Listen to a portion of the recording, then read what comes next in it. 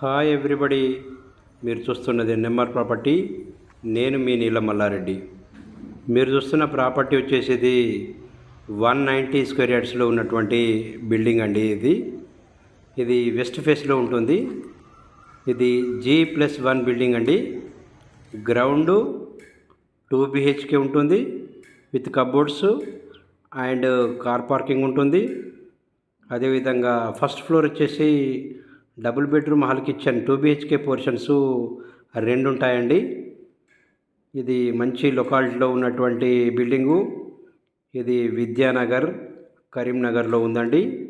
ఇది 66 ఫీట్ రోడ్కి వాకేబుల్ డిస్టెన్స్లో ఉంటుందండి.